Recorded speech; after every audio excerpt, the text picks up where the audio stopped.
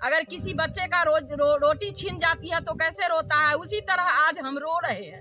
हम बहुत रोते हैं, बिलखते हैं सरकार के नजदीक, लेकिन कोई नहीं सुन रहा है। सभी प्रेरक साथियों से अनुरोध है कि इस मुहिम में हिस्सा ले और न्यूज हज के माध्यम से अपने बात को आगे। जय हिंद। आप देख रहे हैं न्यूज हज, आवाज आपकी, सहयोग हमारा में आपका पुनः स्वागत है। न्यूज हज की पहल कि ऐसे लोगों की आवाज जन जन तक पहुंचाना है जिनकी बात कोई सुनना नहीं चाहता।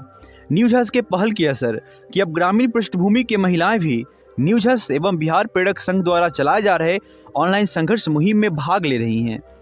इन सभी लोगों का कहना है कि हमारी बात सभी मीडिया चैनल वाले दिखाएं ताकि हमारी बात सरकार तक पहुंच सके और हमें न्याय मिल सके। पर दुख की बात तो यह है कि आज तक किसी भी बड़े न्यूज चैनल वालों ने इनकी आवाज़ नहीं उठाई। इनका कहना है कि इनके फीस इतना ज़्यादा थे कि हमें तो 2000 रुपये महीने का मानदेय मिलता था, परिवार चलाते या इनकी फीस भरते, इसलिए आज तक हम प्रेरकों की आवाज़ सरकार के कानों तक नहीं पहुंच पाई। आज ये महिला प्रेरक का स्पेशल रिपोर्ट देखिए, आप अंदर से टूट जाएंगे और खुद को इनके जगह पर पाएंगे।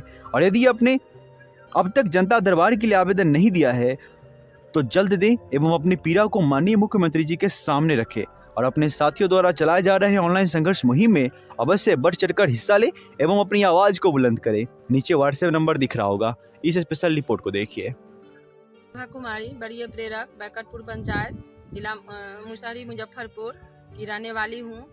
2011 में मेरी बहाली हुई प्रेरक के रूप में और सरकार ने हमसे 7 साल कार्य भी लिए, जिस कार्य में हम लोग बापू का संदेश, नशा मुक्त बिहार, मानव श्रृंखला, बेटी पढ़ाओ बेटी बचाओ कार्य करवाए। विभिन्न प्रकारों से विभिन्न योजनाओं में सरकार हमसे काम ली और हम लोग आशा के साथ काम करते रहे, विश्वास के साथ काम करते रहे।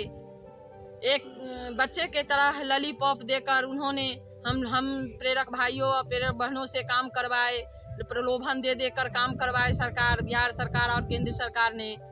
और हम लोगों ने आशा के साथ, हमारी 2000 मानदेय थी और उस मानदेय में हम लोग सोचते थे कि हमारी ज़िंदगी आगे अच्छी से गुजरेगी, अच्छी से जाएगी, लेकिन सरकार ने हमारे साथ सौतेले व्यवहार किए। ऐसा सौतेला व्यवहार किए, जो पढ़ना लिखना अभियान आया उसमें हम लोग को निरक्षर को साक्षर बनाने का काम करने का हम लोग को प्रलोभन दिया गया था कि प्रेरक साथियों को मिलेगा, लेकिन उन्होंने टोला सेवक और तालीमी मरकज से काम ली।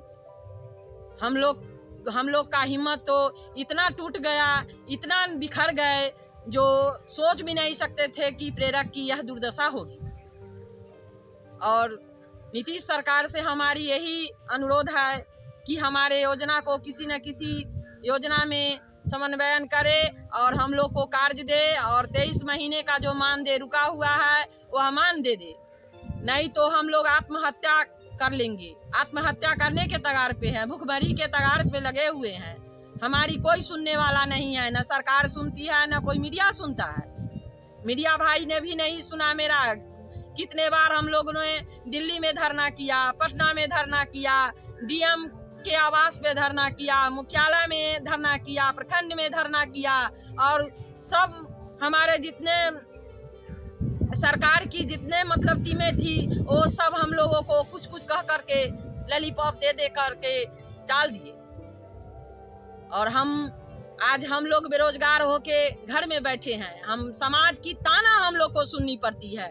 हम लोग इतनी बिखर गए, हमारे प्रेरक साथियों और बहनों की समाज की ताना सुनते हैं। हम पहले स्कूल सलाह में रखा गया था और हमारे पास चाबी थी, हमारे पास सारे व्यवस्था थे स्कूल के। उस समय हमको दिखता था कि हम स्कूल का एक अंग हैं, प्रभारी हैं, लेकिन आज जब समाज में हम निकलते हैं तो हमको ताना सुनना पड़ता है और लोगों ने कहते हैं क्या हुआ, आपके लोक शिक्षा केंद्र का क्या हुआ, आप जो सिलाई करवाती थी, कटाई करवाती थी, सब क्या किए आप लोग काहे नहीं काम करते हैं।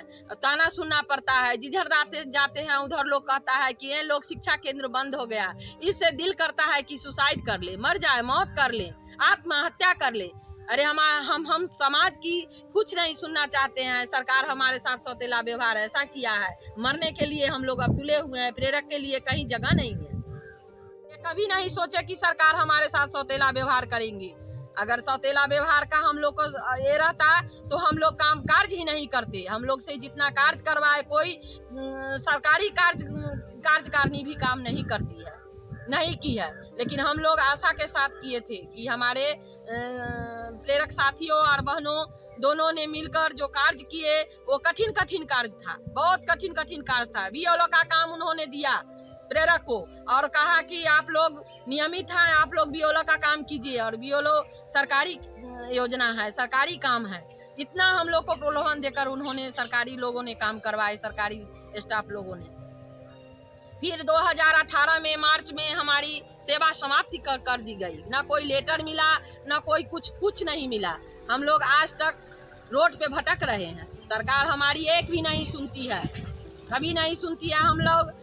हम लोग बार बार धरना किए, बार बार धरना में बैठे, लेकिन हमारी कोई सुनवाई नहीं हुई, हमारी कोई पुकार नहीं सुना। हम लोग का कोई कहीं समायोजन नहीं किया गया।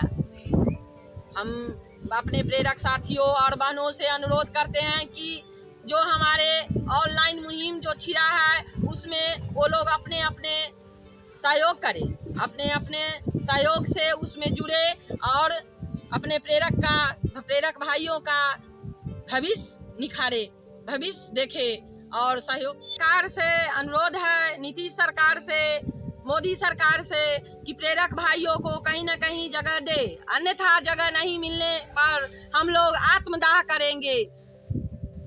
हम लोग आत्मदाह करेंगे और सरकार को आज न कल हमको नौकरी के लिए समायोजन में करना ही होगा, कहीं न कहीं जगह देना ही होगा, नहीं तो सरकार को फिर अपने लिए सोचना होगा। यहाँ प्रेरक साथियों तैयार है, सरकार जागो जागो जागो, प्रेरक के लिए कुछ सोचो, नहीं तो बहुत महंगा पड़ेगा सरकार को। और प्रेरक साथियों से अनुरोध है कि इस मुहिम का हिस्सा बने और ऑनलाइन मुहिम में हिस्सा बने और सभी प्रेरक भाई बहनों से अनुरोध करते हैं, विनती करते हैं कि हमारी बातों को अच्छी तरह से सुने, समझे और कहना चाहते हैं कि जो न्यूज हज मुहिम जो चलाया जा रहा है उसमें वो लोग हिस्सा ले और हिस्सा लेके अपने कार्य को आगे बढ़ाने का काम करें और प्रेरकों को जगह दिलाने का काम करें।